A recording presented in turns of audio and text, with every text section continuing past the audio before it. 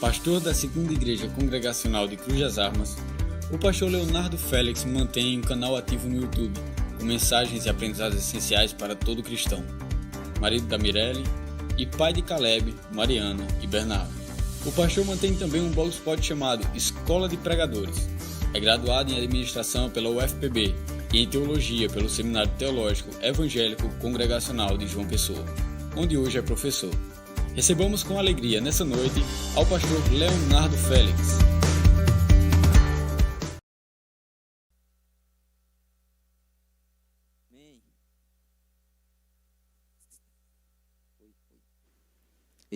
Amém. A graça e a paz, igreja. Amém.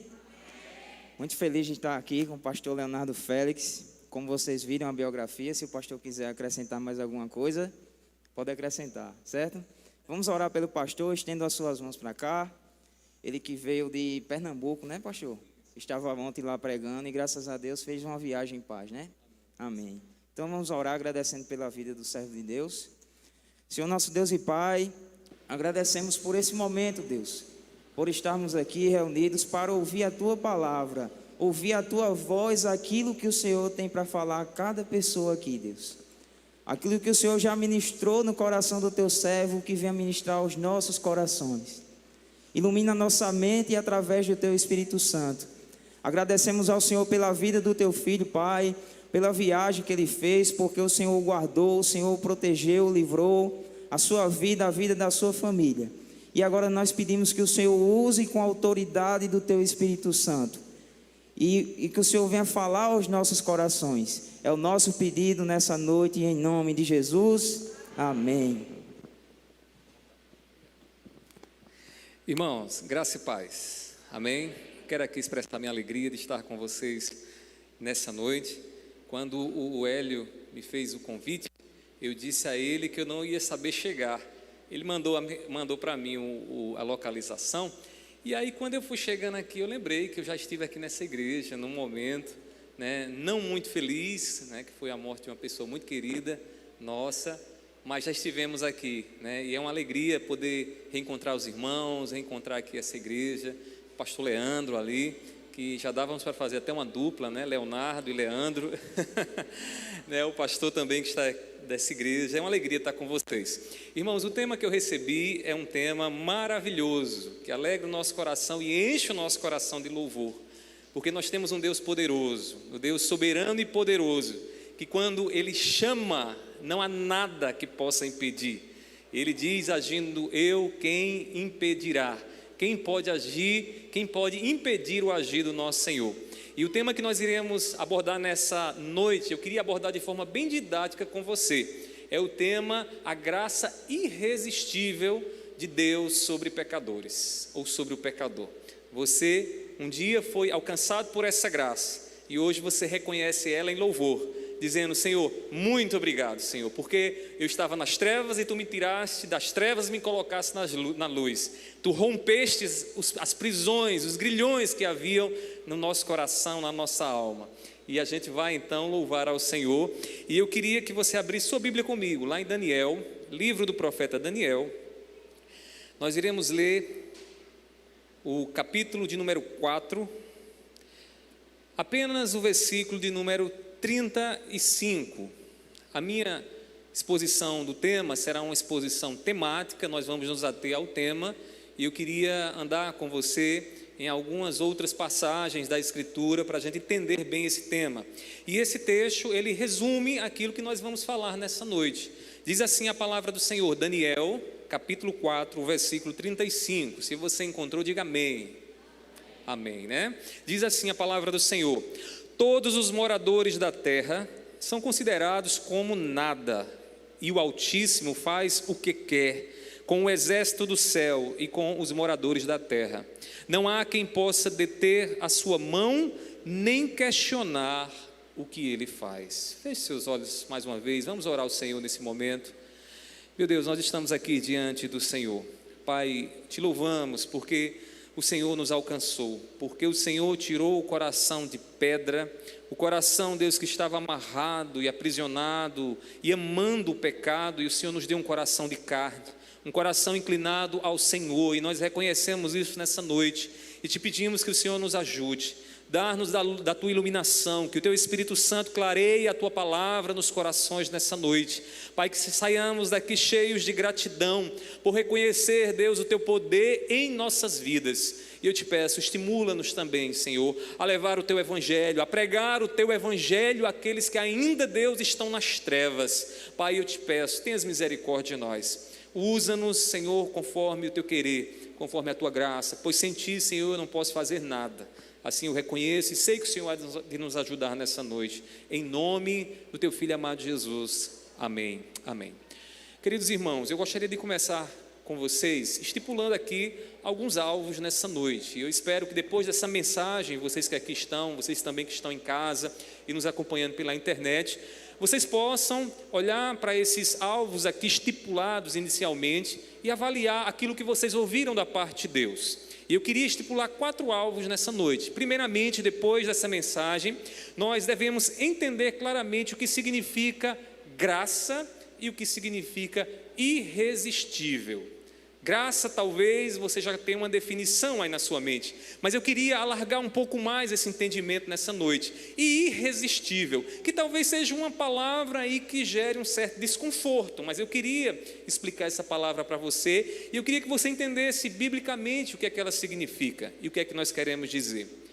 Segundo alvo que eu queria estabelecer com você nessa noite, depois dessa mensagem, nós devemos, eu desejo que você tenha um conceito formado sobre o que significa graça irresistível, que você possa levar no seu coração um entendimento, uma definição. Que ideia é essa que se fala tanto sobre graça irresistível? Então, eu gostaria de dar um conceito para você e, além disso, saber quem são aqueles que recebem a graça de Deus para irem a Cristo Jesus. Quem são esses que a Bíblia fala que ouvirão o Evangelho e eles se inclinarão então a Cristo Jesus, irão a Cristo Jesus e o poder de Deus vencerá ali a rebeldia do coração pecador? Quem são esses que a Bíblia diz? Então nós vamos nos voltar para a Bíblia e vamos ver, ouvir, entender quem são esses que a Bíblia fala. E por fim, diante desse tema, a graça irresistível, nós vamos também compreender como se dá a resistência. Ué, pastor, mas não é graça irresistível? Mas existe uma certa resistência que o homem faz ao ouvir o Evangelho. Ou você nunca passou por a experiência de pregar o Evangelho e a pessoa dizer para você: olha, eu não quero saber isso que você está falando, eu não quero esse Evangelho.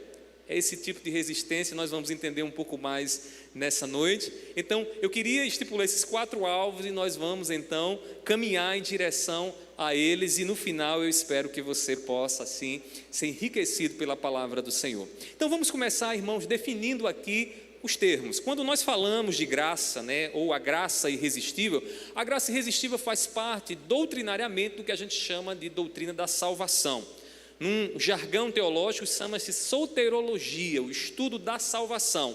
Exatamente no processo em que Deus tira o homem do pecado, restaura o homem do pecado, há lá um momento em que a graça chama o homem e tira o homem do pecado.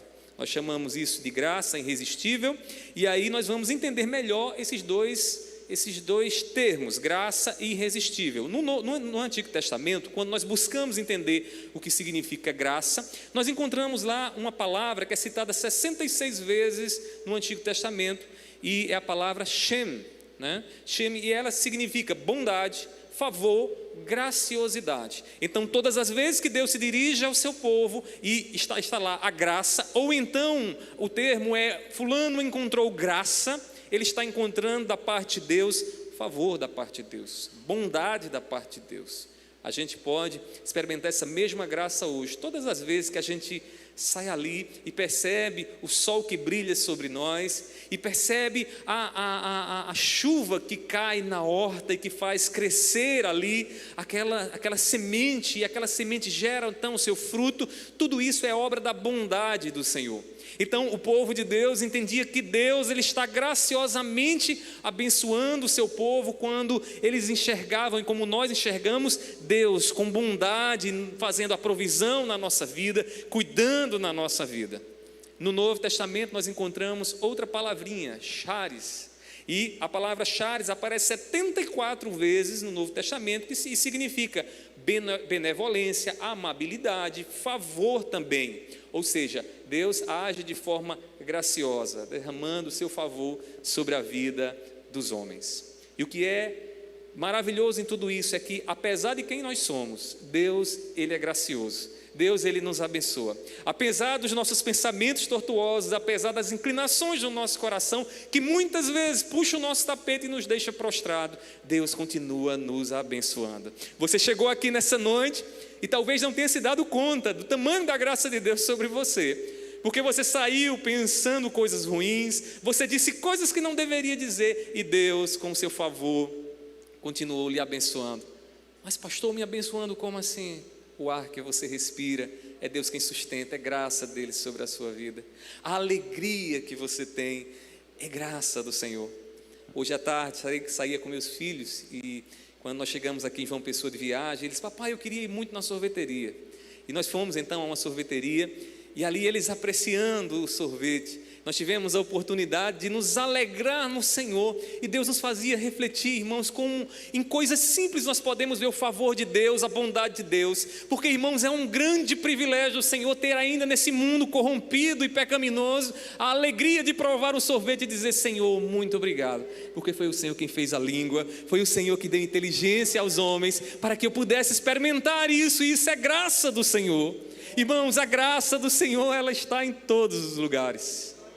É a palavra do Senhor em todo momento fala dessa graça. Um escritor e teólogo chamado Joel Bick, ao comentar o significado da graça, ele nos diz algo mais, porque normalmente quando nós perguntamos a um crente, o que é que você entende por graça? Ele diz o seguinte, graça é o favor imerecido. E não é errado, isso é verdade, graça é um favor imerecido, é Deus dando a sua bondade para conosco, derramando a sua bondade para conosco, detalhe, sem que nós mereçamos.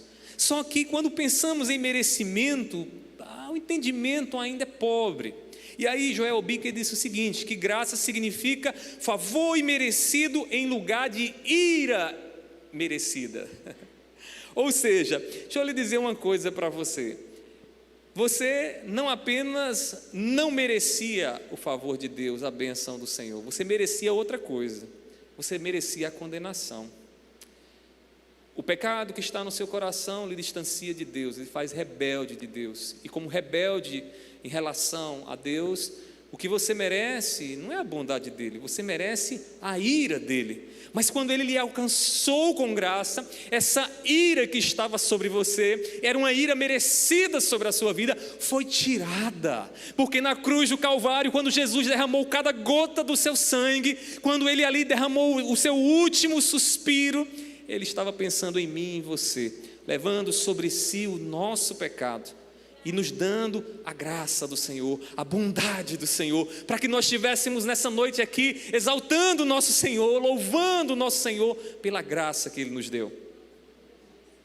Então graça não só é favor imerecido, e nós devemos lembrar que graça também é livramento da ira merecida, daquilo que merecíamos. Alguém poderia chegar na sua casa, como certa vez chegou lá em casa uma mulher pedindo esmola, e ela bateu na porta e disse, moço, me dê alguma coisa para comer. Eu tinha viajado para o interior e recebi um cacho de banana, irmãos, sabe aquele cacho de banana bonito, bem docinho, a banana, uma maravilha. Cheguei em casa, estava tirando do carro, eu olhei para aquela mulher e peguei uma palma daquela banana, dei àquela mulher. E quando ela recebeu, então, aquela mulher, eu cheio de favor e de graça, ela olhou para mim e disse, eu não sou macaco não. Irmãos, naquele momento, a vontade foi pular nas mãos dela, tirar aquela palma de banana e dizer assim, você não merece essa palma de banana. Mas aí, irmãos, graciosamente, ainda Deus me fez lembrar exatamente o que Ele faz comigo todos os dias, irmãos. Tem momento que Deus teria toda razão para não nos abençoar, porque a gente faz tanta coisa, a gente faz como aquela mulher, a gente é ingrato, mas Deus continua nos abençoando. Deus tirou a maldição sobre a nossa vida, quando merecíamos o castigo merecido por conta dos nossos pecados. Essa é a graça do Senhor. Graça é o favor de Deus sobre as nossas vidas, um favor imerecido, né? Que tira de nós a ira merecida, porque Jesus leva sobre nós os nossos pecados. Amém? Então, esse é o entendimento de graça que nós iremos tratar e aplicar isso à salvação de Cristo Jesus. Agora, tem um outro termo ligado à graça irresistível, que é irresistível. Irmãos, se por um lado, graça, a gente não tem muito problema, esse termo irresistível pode gerar muitos pensamentos equivocados, né? Irresistível pode nos levar a um entendimento equivocado. Alguém pode achar que irresistível significa o mesmo de Deus violentar a nossa vontade para que a gente faça o que Ele quer. Então, Deus deseja nos salvar, e aí, aqui de forma pitoresca e grotesca, alguém poderia olhar para Deus e dizer: Senhor, olha, eu não quero, tu queres, mas eu não quero. Aí Deus olha para ele e diz: como é a história? Você não quer, mas eu quero, então venha, mesmo sem você querer. Como a gente faz muitas vezes com os nossos filhos, né? A gente está lá, os nossos filhos, eles não querem comer. E eles não querem, a gente diz: vai sentar na mesa para comer. E ele: não quero. Você vai contra a nossa vontade, senta lá, porque a gente sabe que ele tem que comer. Alguns pensam que graça irresistível significa isso. Não, graça irresistível não é isso. E a gente vai entender mais à frente. Então, irmãos, a graça irresistível, o irresistível não é o mesmo que Deus violentar a sua vontade ou a vontade daquela pessoa que você quer que se renda aos pés de Cristo Jesus. Irmãos, isso seria uma contradição às Escrituras, ao que a Bíblia nos ensina, porque o ato de crer, o ato de se arrepender é sempre um ato voluntário. É um ato em que você conscientemente assume a decisão de dizer: eu quero. Só que a questão é mais profunda, ela não está apenas na sua vontade, ela está em quem opera na sua vontade. Qual é o poder que está por trás da sua vontade? Quem é que de fato está ali lhe compelindo a Cristo Jesus, a olhar para Jesus e ver em Jesus mais do que alguém que morreu de forma injusta e de uma forma cruel?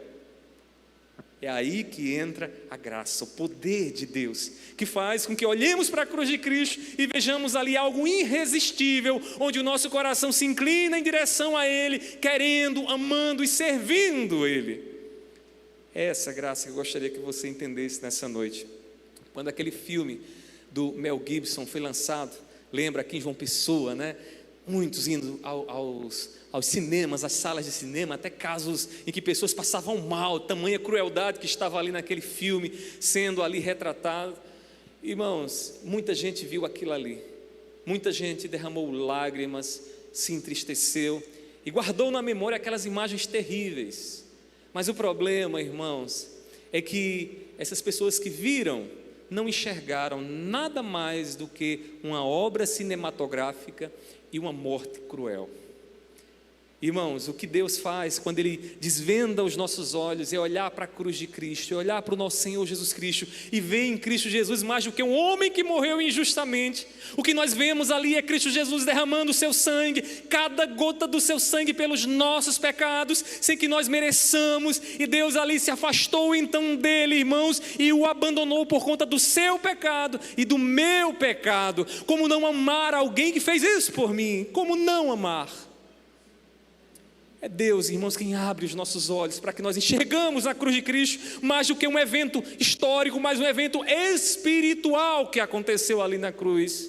Você que está aqui nessa noite, que ainda não entende, que talvez esteja nos primeiros passos para compreender essa graça, olhe para a cruz de Cristo e pergunte-se a si mesmo: o que é que eu vejo na cruz de Cristo? Porque se você foi alcançado pela graça irresistível, pelo poder de Deus, você não vê só um evento histórico de um homem que morreu há 2000 anos atrás. Você vê a sua salvação. Você pode cantar: nenhuma condenação há para os que estão em Cristo Jesus, porque Cristo Jesus levou sobre si o meu castigo, o nosso castigo. Irmãos, a palavra do Senhor, ela nos mostra que Deus, Ele age de forma poderosa e de forma que o homem não pode resistir ao seu poder. Com o termo irresistível, nós queremos dizer que a graça age de modo que a vontade do pecador seja tão renovada que ele vem alegre e espontaneamente a Cristo Jesus. Ele escuta o Evangelho, está lá você evangelizando, pregando o Evangelho, lançando o Evangelho, e ele se rende àquilo que você fala, em alegria e de forma espontânea, não forçado, não arrastado. porque não é por força e nem por violência.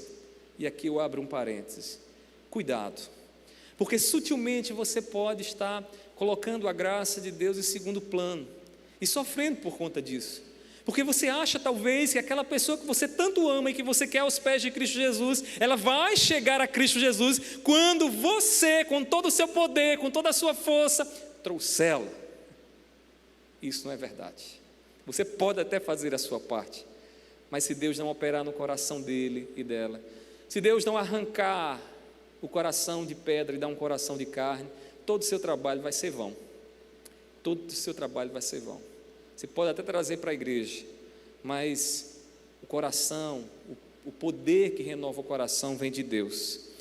A palavra do Senhor nos mostra dois exemplos bem interessantes. Eu queria que você abrisse sua Bíblia comigo, lá em Atos, capítulo 16, 14. A palavra do Senhor diz o seguinte: aqui num evento em que o apóstolo Paulo está pregando a palavra de Deus, está anunciando o evangelho do Senhor, Lucas, quando vai relatar esse episódio, ele percebe algo mais profundo que estava operando ali naquele momento da pregação. E aí diz a palavra do Senhor assim, Atos 16, versículo 14: certa mulher chamada Lídia, da cidade de Tiatira, vendedora de púrpura, temente a Deus, nos escutava.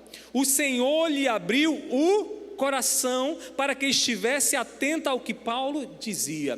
Quem abriu o coração de Lídia? Quem abriu o coração de Lídia? Deus. Irmãos, aqui nós estamos vendo o quê? Um exemplo do poder de Deus abrindo o coração. Uma pessoa que estava ali só ouvindo palavras, de repente agora abre o coração, e diz a palavra do Senhor que essa mulher vai ser uma mulher temente ao Senhor, vai se render aos pés do Senhor, porque é Deus quem atua primeiramente no coração, para que o coração receba o evangelho.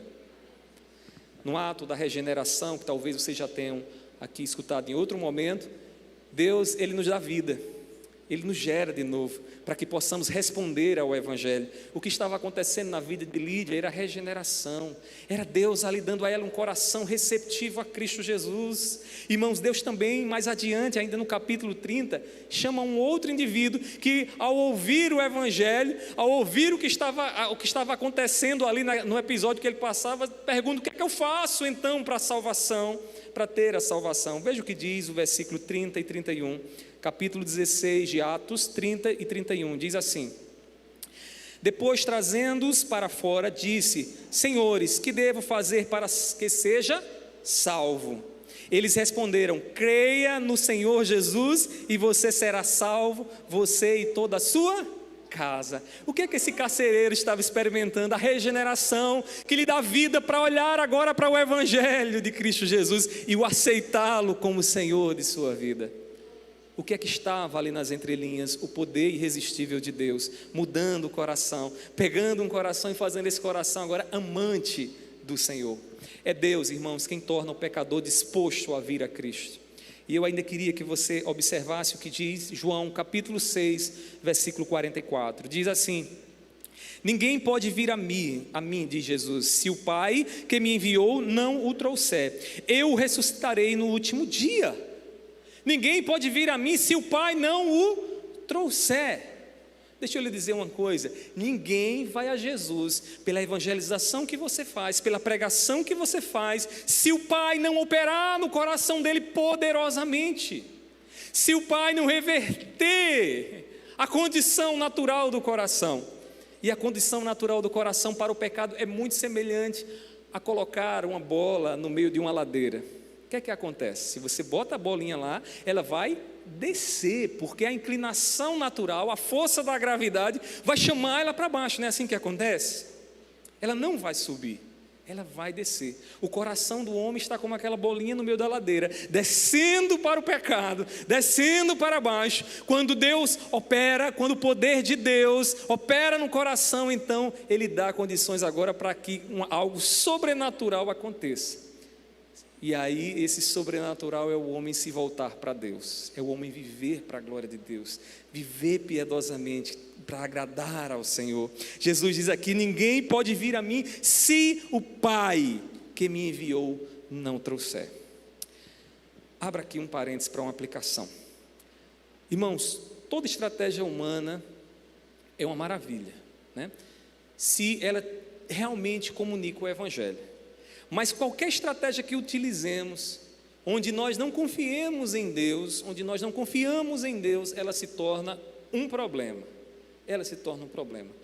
Porque acabamos de usar o nosso poder, que não tem condições de mudar o coração, para trazer pessoas a Cristo Jesus.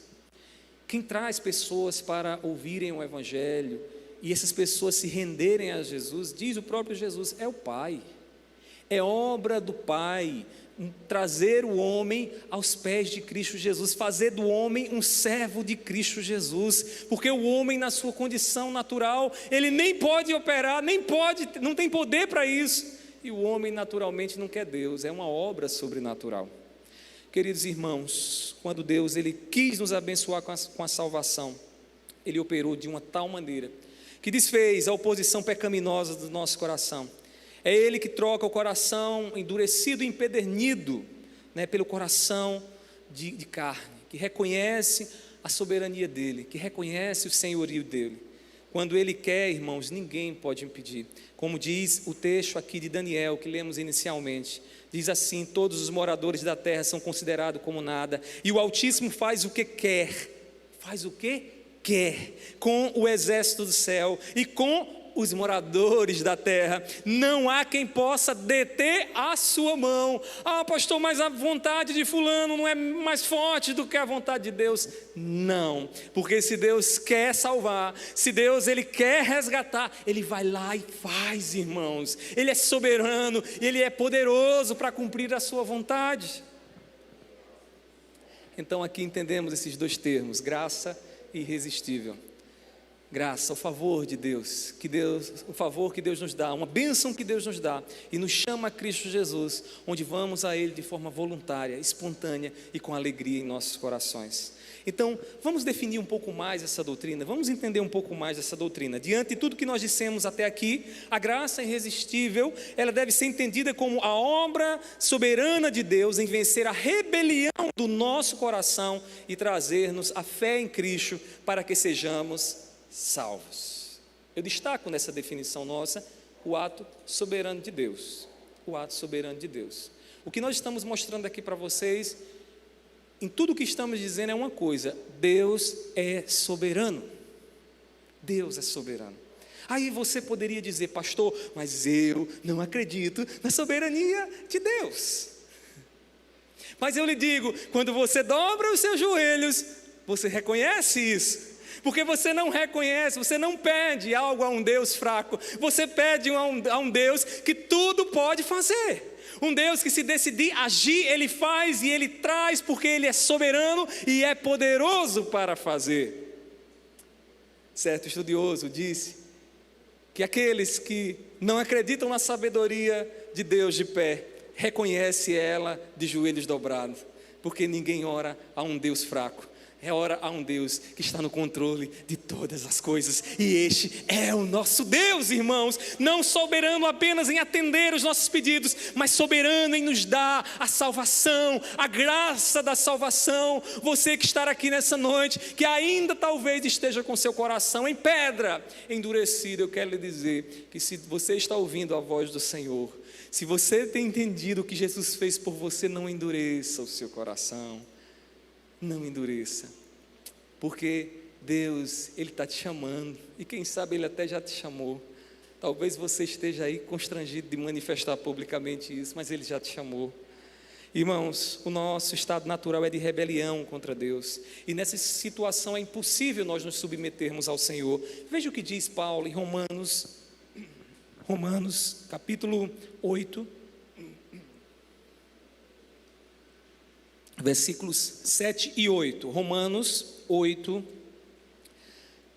veja o que esse texto nos diz assim a palavra do Senhor: porque a inclinação da carne é inimizade contra Deus, pois não está sujeita à lei de Deus, nem mesmo pode estar. Portanto, os que estão na carne não podem agradar a Deus. Observe no início do texto que Paulo está dizendo: a inclinação da carne é inimizade contra Deus. A gente poderia dizer o seguinte: o homem sem o Espírito Santo de Deus, o homem no seu estado natural, como ele nasceu do ventre da sua mãe, ele está inclinado para o pecado, ele não está inclinado para Deus. Deus, irmãos, abençoa o pecador, mudando essa disposição, dando ao pecador a disposição para se voltar a Cristo Jesus, buscar Jesus para a sua vida e em sua vida. Irmãos, a graça de Deus, ela depende da vontade de Deus e não da nossa. Falar sobre esse tema é um ato de humilhação, de certa forma, porque nós temos que reconhecer que somos fracos para isso. Somos fracos para operar em nossos corações o que é necessário, que é nos voltar para Cristo Jesus. Muitas vezes pregamos a ouvidos surdos que naturalmente, irmãos, não podem ouvir o Evangelho. Não podem. Sabe por quê? Porque eles ainda não foram alcançados. Porque eles não conseguem responder. É como se você estivesse num velório ali e você tocasse ali no defunto e dissesse: olha, fala alguma coisa, responde alguma coisa, me diga como é que você está se sentindo. Ele não vai responder, porque ele está morto. Ele não consegue responder, ele precisa ter vida para responder aquilo que você está falando. Não é assim que acontece? Em relação a Deus, a morte espiritual, irmãos, deixa o homem no estado onde o homem ouve o Evangelho, ouve a pregação da palavra, mas ele não responde. Ele não foi ainda regenerado, ele ainda não nasceu do Espírito para responder então ao Evangelho. Você precisa entender isso, porque talvez você esteja trazendo um fardo muito pesado sobre a sua vida e o seu ministério, porque você tem falado para ouvidos surdos, porque você tem falado para pessoas que ainda não foram regeneradas. Ah, pastor, e o que é que eu devo fazer? Continuar pregando e orando ao Senhor e dizendo: Senhor, Tu és soberano. Pai, manifesta o Teu poder, porque se Tu quiseres, Tu pode manifestar o Teu poder e quebrar as algemas, as cadeias daquele coração e fazer esse coração nascer de novo para ele responder ao Evangelho. Não era assim? Alguns de vocês aqui que estavam no pecado, ouviam alguém falando do Evangelho e dizia: lá vem os crentes de novo, lá vem essa pregação de novo. Se fossem como eu, a minha mãe, eu fui o último a ser convertido no meu lar, na minha casa, e minha mãe me chamava muito e ela dizia o seguinte: vamos para a igreja. Eu dizia: mãe, eu não vou rezar, não me leve para a igreja, que eu não quero negócio com a igreja. E não é uma questão de querer. Quando foi um dia num congresso de jovens lá no interior de Pernambuco, estava lá e eu vi uma mensagem muito clara que me fez olhar para Jesus com uma perspectiva totalmente diferente. Eu lembro da ilustração da missionária que dizia simplesmente o seguinte: olha, Deus, Ele fez em Cristo Jesus nos tirar do lixo, do pecado, do mundo e nos fazer agora algo precioso no Espírito, precioso para Ele em Cristo Jesus. Irmãos, aquilo ali pôs em choque o meu coração. E daquele dia em diante, eu disse: eu quero esse Jesus. E eu lembro, num episódio até engraçado, que eu saí do acampamento, na época, porque queria que alguém fizesse algum tipo de apelo para eu poder manifestar publicamente que eu tinha aceitado esse Jesus. E aí, cheguei na igreja, ninguém fez apelo naquele dia.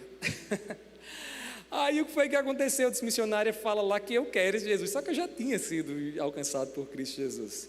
E aí saí daquele dia na igreja determinado: olha, a partir de hoje, Jesus é o meu Senhor, por tudo que Ele fez por mim, ainda cheio de carrapicho, porque eu era muito envolvido no mundo, 17 anos, adolescente, gostava muito do forró lá no interior, forró demais. E aí foi que aconteceu, meus amigos chegaram para mim e disseram o seguinte: olha, Léo, pelo que eu conheço você, uma semana e tu vai voltar para os forrós de novo.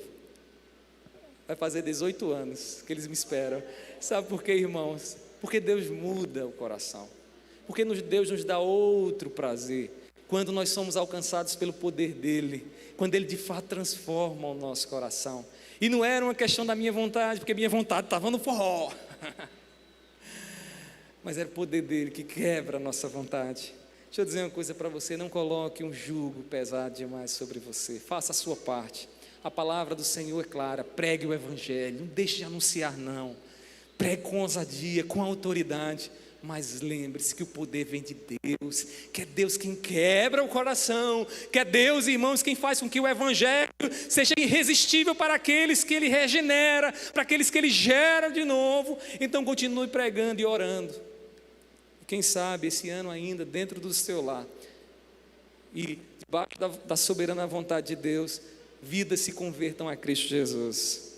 Irmãos, muitas vezes nós pregamos a ouvidos assim, mas nós não devemos ficar abalados. Precisamos confiar no nosso Deus. Devemos entender, irmãos, que para a graça alcançar o pecador, o nosso dever é pregar o Evangelho. Paulo disse lá em Romanos capítulo 10, versículo 14: e como ouvirão se não há quem pregue? Como é possível que alguém se volte para o Evangelho, se volte para Cristo, se nós não anunciarmos e nós não falarmos de Cristo Jesus? Entender a doutrina da soberania de Deus não é ficar com os braços cruzados, não é ficar inerte, achando que não, agora Deus vai fazer o que Ele quer. Não, nós estamos envolvidos dentro do plano de Deus. Eternamente Ele decretou que eu e você, irmãos, vamos ter que pregar para algumas pessoas, talvez 1, 2, 3, 4, 5 vezes, para que essa pessoa se converta. Como ele vai se converter se não tiver quem pregue, se não tiver eu e você para cumprirmos isso? Irmãos, quem são aqueles que são atraídos então a Cristo? E agora eu queria que você observasse o que é que a Bíblia diz sobre aqueles que são atraídos, né, a Cristo Jesus, ou poderíamos dizer levados a Cristo Jesus. Primeiramente, a palavra do Senhor nos diz que são as ovelhas. Veja o que diz João capítulo 10, versículo 26, diz assim a palavra do Senhor: as minhas ovelhas ouvem a minha voz, eu as conheço e elas me seguem. As minhas ovelhas, quem são as minhas ovelhas aqui? Aqueles que Paulo diz lá em Efésios capítulo 1, versículo 4, que Deus os escolheu antes da fundação do mundo. Estes que foram escolhidos na eternidade, estes são as ovelhas, irmãos, que ouvirão, responderão a palavra de Cristo Jesus, e estas ovelhas então seguirão a Cristo Jesus. Pastor, mas é aquele que está na igreja, ouve a pregação do Evangelho, ouve de Cristo Jesus, mas não segue a Cristo Jesus. É bode. É bode, não é ovelha. Ovelha é dócil. Ovelha, irmãos, é um dos seres mais ingênuos da natureza, que se não tiver um pastor para lhe guiar, ela pode facilmente ser comida por lobos. Ela precisa ouvir a voz do seu pastor, o seu pastor precisa guiá-la. Jesus está dizendo: as minhas ovelhas ouvirão a minha voz e me seguirão, Mas como é que elas vão ouvir a voz do Senhor? Quando Deus poderosamente, com a sua graça irresistível, operar no coração deles, para que eles possam ter os seus ouvidos destampados e ouvirem o que Jesus está falando. E eu vou lhe dizer algo mais prático: Jesus está falando com você todas as vezes que você ouve o Evangelho, todas as vezes que você lê a palavra, toda vez que você procura se alimentar daquilo que Cristo Jesus ensina na palavra. Ele está alimentando, está falando a você. Você tem esses ouvidos abertos para ouvir a voz de Cristo Jesus? Irmãos, aqueles que são levados a Cristo Jesus são aqueles que são ovelhas. Mas a palavra nos diz mais algo. Ela nos diz também que os que são da verdade é que são atraídos a Cristo Jesus. Veja aí na sua Bíblia o que diz João capítulo 18, versículo 37. Num episódio bem conhecido, Jesus está ali dialogando com Pilatos. Diz o seguinte: Pilatos perguntou a Jesus: então você é rei? Você é rei? Veja a intenção de Pilatos. O que é que ele queria? Que Jesus dissesse: sim, eu sou o rei. Se Jesus dissesse isso, está ali agora razão para matar, porque ele seria agora alguém que está se levantando, né, contra o império. Aí ele continua dizendo: o Senhor está dizendo que eu sou rei. Jesus coloca agora as palavras na boca de Pilatos. Ele está fazendo o seguinte, dizendo em outras palavras: se tem alguém que me diz que sou rei, é você. Você é autoridade aqui, então você está dizendo que eu sou rei. E aí ele continua: eu para isso nasci, e para isso vim ao mundo a fim de dar testemunho da verdade. Jesus agora pega na afirmação de Pilatos, continua na afirmação de Pilatos e diz: sim, eu vim aqui para dar testemunho da verdade. Você não está dizendo que eu sou rei? Pronto, eu sou isso. E aí ele conclui dizendo o seguinte: Todo aquele que é da verdade ouve a minha voz. Ele diz a Pilatos o seguinte: Pilatos, se de fato tu és da verdade, e olha que pelo histórico de Pilatos, ele tinha conhecimento de filosofia da época, de muitas discussões filosóficas, Jesus está indo no profundo coração e dizendo a ele: se você de fato é da verdade, ama a verdade, ama a realidade das coisas, então você vai vir até mim, você vai ouvir o que eu tenho para dizer, você vai se preocupar com o que eu tenho para dizer. Pilatos fez isso? Não. Por quê? Porque Pilatos não era da verdade. Porque só vai até Cristo Jesus aqueles irmãos que são da verdade. Que são da verdade. Aqueles que veem em Cristo Jesus as palavras de vida eterna. Pastor, por que tem tantas pessoas que chegam à igreja, hoje estão calorosos, fervorosos e amanhã não querem mais nada? Porque não são da verdade. Porque não são da verdade. Uma pessoa perguntou a mim esses dias: pastor, como fica então aquela pessoa que fez uma decisão na igreja e está desviada? Como é que fica a situação dela? Ela vai realmente para o céu, né? Se ela for uma eleita do Senhor, ela vai para o céu. E como é que pode o eleito estar lá no mundo, lá se lambuzando no pecado? Irmão, você não compreendeu mais basicamente que os que são de Cristo Jesus são da verdade. Os que são de Cristo Jesus têm um coração transformado, dão a maior prova da sua eleição pela santificação e não por aquilo que dizem nos seus lábios. Então um indivíduo que chega à igreja, levantou a mão e amanhã, na segunda-feira, está se lambuzando no pecado, ele nunca foi da verdade. Ele não é um eleito desviado, se lambuzando no pecado, achando que no final vai para o céu de todo jeito. Não, ele nunca foi da verdade. E a gente precisa entender isso, para a gente não cometer alguns equívocos. Mas isso aí eu vou deixar para o pastor de vocês depois orientar melhor vocês. Irmãos, por fim, só irá a Cristo aquele que o Pai dá ao Filho. Versículo João 6,37. Veja o que diz mais uma vez: todo aquele que o Pai me dá. Todo aquele que o Pai me dá. É o Pai soberanamente quem dá. É o Pai quem soberanamente dá. Virá a mim, e o que vem a mim, de modo nenhum lançarei fora. Se o Pai me entrega, se realmente esse indivíduo é ovelha, é da verdade, ele vem a Cristo, e aquele que se achega a Cristo, o Pai não lança fora.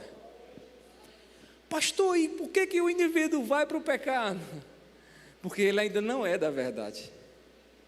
Porque a palavra chegou até no seu coração, mas o seu coração era de pedra, e o terreno era tão difícil que a semente não criou raízes. Ou então a palavra foi lançada e caiu no meio dos espinhos, e os espinhos abafaram, os cuidados do mundo abafaram tanto que aquele indivíduo não cresceu como deveria. Ele simplesmente esteve aqui entre nós e seguiu o curso natural do coração dele.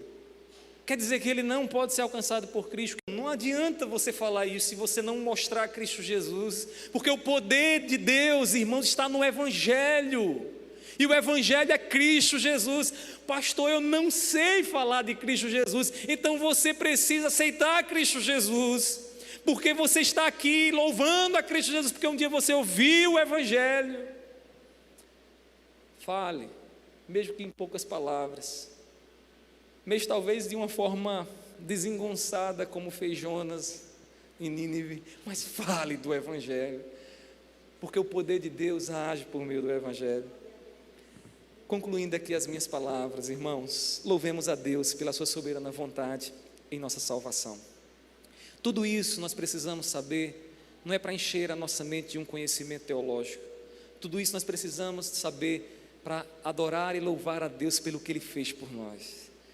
Para todos os dias abrir os nossos lábios e dizer: Senhor, muito obrigado, porque meus olhos podem ver, porque os meus ouvidos podem ouvir aquilo que o Senhor tem falado. Agradeça ao Senhor. Talvez você chegou aqui abatido nessa noite: meu Deus, minha luta é grande, amanhã eu não sei o que fazer. Deus está te fazendo enxergar a soberana vontade dEle sobre a tua vida, que te garantiu não só uma vida aqui, mas uma vida eterna, para que você o louve, para que você o adore. Então compreenda isso, entenda isso e encha o seu coração de louvor a Deus.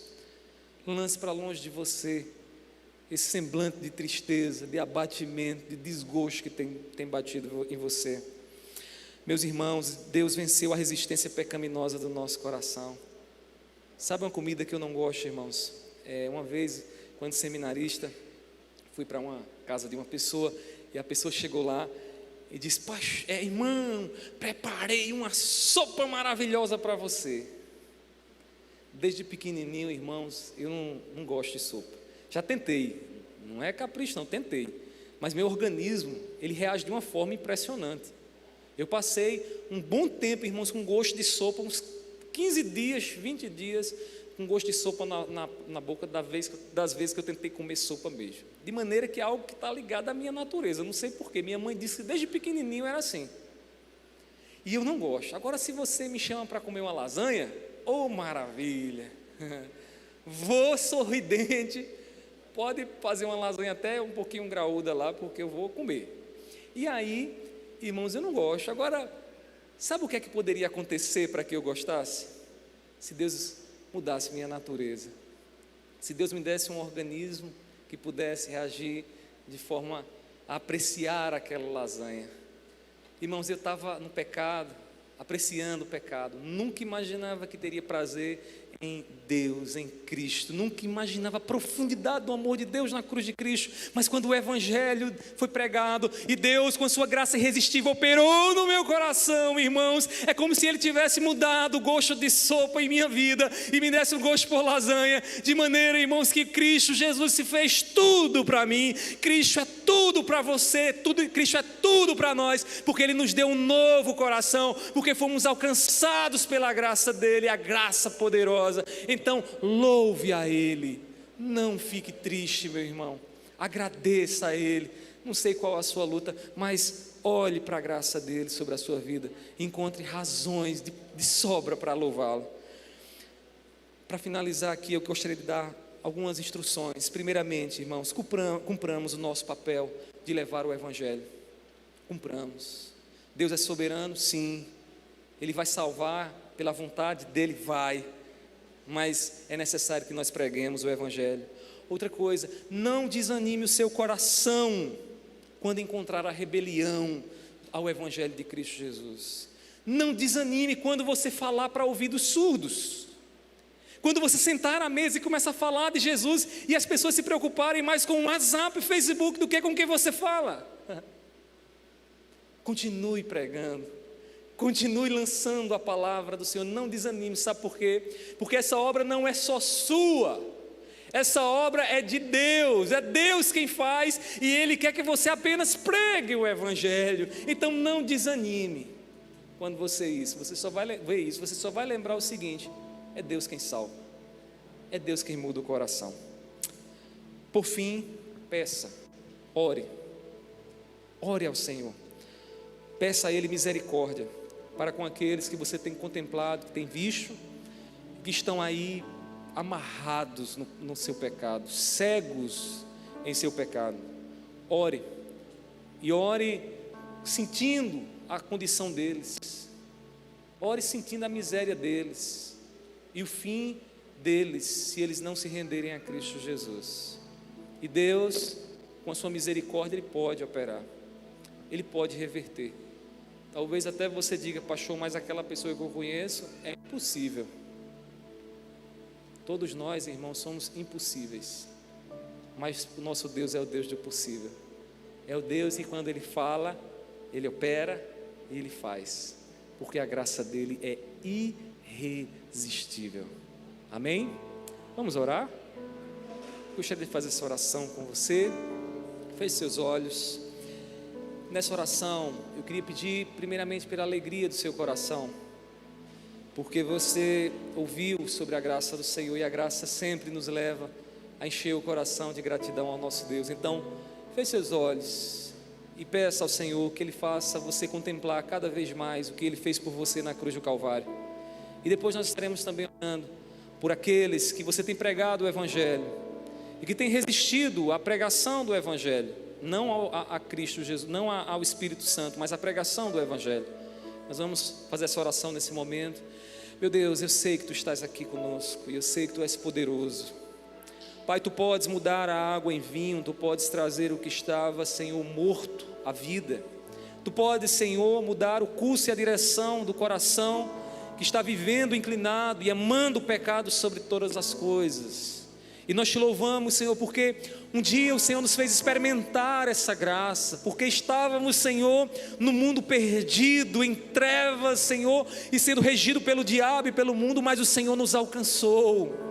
O Senhor quebrou os grilhões, o Senhor quebrou as algemas que nos prendiam, Senhor, e nós estamos aqui nessa noite em alegria, em louvor ao Teu nome, porque a Tua graça nos alcançou. E eu Te peço pela Tua igreja, meu Deus, Tu sabe quantos aqui chegaram nessa noite com o coração, Deus, entristecido, contristado, mas eu Te peço, Deus, que a Tua graça restaure a alegria, que a Tua graça traga de volta aos lábios o louvor de gratidão e de adoração ao Teu nome. Meu Deus, eu Te peço assim, porque é o Senhor quem ilumina a mente, é o Senhor quem nos dá entendimento para que nos rendamos a Ti em adoração, seja com a Tua igreja, seja com o Teu povo. Também Te peço por aqueles, Senhor, que tem pregado o Evangelho insistentemente dentro dos seus lares. Pai, toma o coração deles, não deixe, Senhor, que eles venham desanimar, mas que eles possam persistir na pregação, no ensinamento do Teu Evangelho, porque na Tua vontade soberana ninguém pode resistir, e no dia certo, na hora certa, o Senhor pode reverter. E eu Te rogo, Deus, seja com eles, não deixe o coração deles desanimarem, que eles continuem a lançar a Tua palavra, a semear a Tua palavra com amor e persistência. Recebe a nossa gratidão nessa noite. Assim eu Te oro, assim eu Te agradeço, em nome do Teu Filho amado Jesus. Amém. Leva-me além, a todas as alturas, onde ouço a Tua voz, fala de Tua justiça pela minha vida. Jesus, este é o Teu sangue.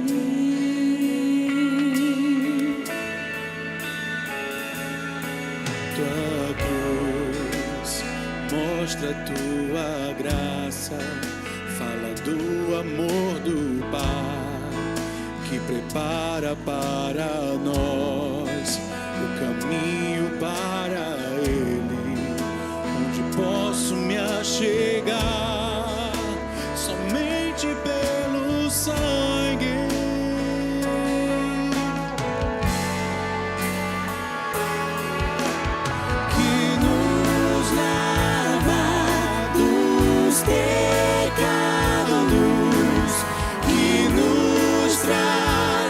Restauração, nada além do sangue, nada além do sangue de Jesus,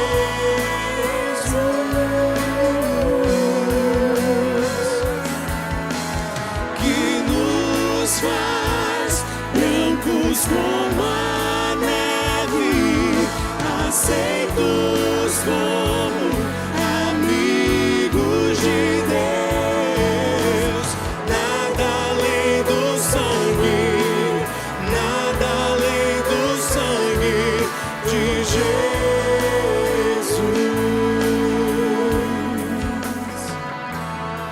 Tua cruz mostra a Tua graça, fala do amor do Pai, que prepara para nós o caminho para Ele, onde eu posso me achegar